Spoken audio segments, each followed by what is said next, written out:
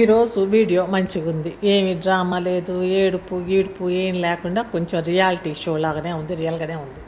కానీ నువ్వు మీ అన్న అక్కడికి పోయి ఇక్కడికి పోయి వస్తే ఏంది పచ్చికూడు, ఏంది అది ఎర్రగడ్డలు అంటే అది ఆనియన్స్, ఉల్లిగడ్డలు వేసి అన్నం పెట్టివా? ఏదో ఆదివారం పూట గిత్త ముక్క మటను గిటను చికెను ఏదో పెట్టకుండా ఇండ్లలో ఏమీ లేకుండా ఉట్టి ముక్క గిక్క లేకుండా ఏదో ఉల్లిగడ్డలు అనుకుంటే, ఎర్రగడ్డలు అంటే ఆనియనే కదా. ఎర్రగడ్డల కూర చేసి ఆ ఎర్రగడ్డల కూర అంటే మా దగ్గర పచ్చళ్ళలాగా ఇట్లా చేసి పెడితే ఎట్లా? ఏమన్నా ముక్క కూడా ఏమీ లేదా? బాగా ముక్క వండుతూ కదా కూర్చొని నిమ్మలంగా అంతా చికెను మటన్లు అన్నీ వండుతుంటావు కదా, గట్లనే వండితే అయిపోయేది. అది వండకుండా ఏమో అది తెచ్చు ఎర్రగడ్డల కూర, ఎర్రగడ్డలు పచ్చికారం అనుకుంటా, కారం ఎర్రగడ్డలు అనుకుంటా చేసాండ్రు. మరి సాయంత్రం ఏమన్నా ముక్క తెచ్చుకుంటారా ఏంది? మటనో చికెనో తెచ్చుకొని వండుతారా ఏంది? ఇవాళ మాత్రం కొంచెం నటించకుండా రియాలిటీగా నిదానంగా మాట్లాడుకుంటా సంతోషంగా మాట్లాడు. ఓకే, నువ్వు సంతోషంగా ఉండాలని కూడా అందరూ అదే అనుకుంటున్నారు.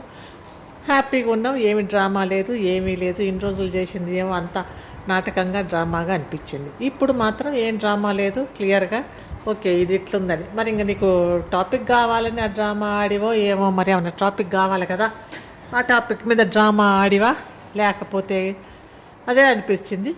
కాబట్టి ఇప్పుడైతే కూర్చొని బాగానే అన్నం ఎందుకు చపాతీలు గిపాతీలు పెట్టేసి బాగానే ఉంది. కాకపోతే ముక్క లేదు అంతే. ముక్క అంటే మాంసం, ముక్కుంటే ఇంకా మజా ఉండేది వీడియో, కానీ ఇంకా ముక్క లేదు. ఏదైనా వంటల వీడియో పెట్టవచ్చు కదా, వంటలు చేస్తున్నావు కదా, అప్పుడు చేసేవాడు ఇప్పుడు చేస్తాను కావులే, కుదరదులే. కానీ పిల్లలు కదా, 2 పిల్లలతోటి చేయటం కుదరదు. ఇంకా మళ్ళీ ఏడుపు గొట్టుతోటి మాకు ఇదైపోయింది, మాకు అన్యాయం అయిపోయిందని, మేము ఏదో అయిపోయిందని అందులో ఏమనిచ్చి ఒకసారి ఒక తమ్నేల్లో ఇంకా నమ్మకం లేదన్నారు నా పెండ్లామని, అట్లాంటి తమ్నేల్స్ పెడతారా? ఎందుకు నమ్మకం లేదంటే ఇంకో దాన్ని చేసుకోవాలనుకుంటున్నావా ఏంది? పెండ్లాన్ని పట్టుకొని ఏమీ కాలేదు ఆమెకి, అది ఏమీ కాదు, నమ్మకం లేదు అంటున్నారు అనుకుంటే తమ్నేలు పెడితే ఎందుకు సింపతి? మంచిగా మామూలుగా ఇట్లా పోయొచ్చు, బాగానే అయ్యిద్ది, టైం తీసుకుంటుంది అని అట్లా చెప్పొచ్చు. కానీ అట్లా చెప్పకుండా ఇది నమ్మకం లేదు, నమ్మకం ఉంటుంది అని ఓ పెద్ద పెద్ద మాటలు మాట్లాడుకుంటే అట్లాంటివి ఇంకా అయిపోయింది, పైకి వెళ్ళిపోయింది, పరలోకాన్ని పంపిద్దాం అనుకున్నావా? పెండ్లాన్ని అట్లా మాట్లాడినావు నమ్మకం లేదు అనుకుంటా. అది ఎవరు జనాలు ఎవరు అనలేదు, కానీ నీకు నువ్వే అనుకున్నావు నమ్మకం లేదు అనుకుంటా.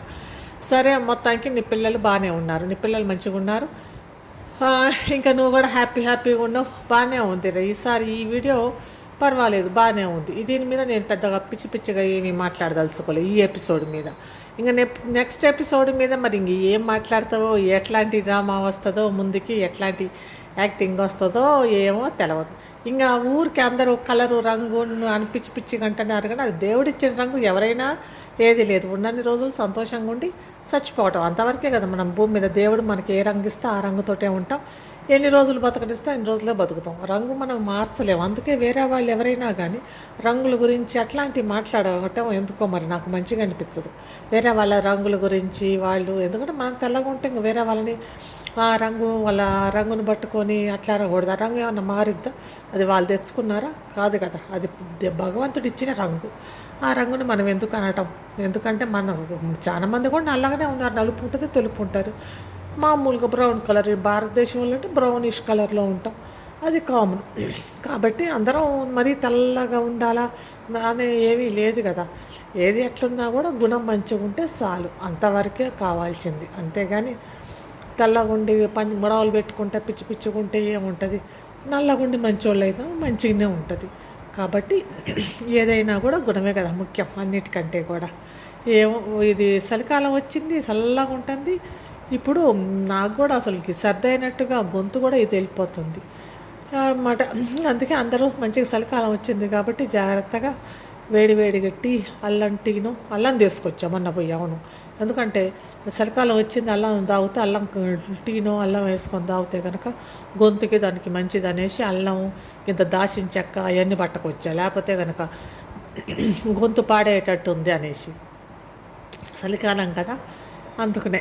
దానికి తోడు ఎక్కువ కాలుష్యం కూడా చాలా ఉందంటున్నారు. ఇంకా అల్లం అయితే తీసుకొని వచ్చా, 40 రూపాయలకి 1/2 కిలో అంట అల్లం. చాందారు ఉంది. వెనకటైతే ఎంత తక్కువ ఉండేది అప్పుడు, ఇప్పుడేమో అన్నీ ధరలు పెరిగినాయి.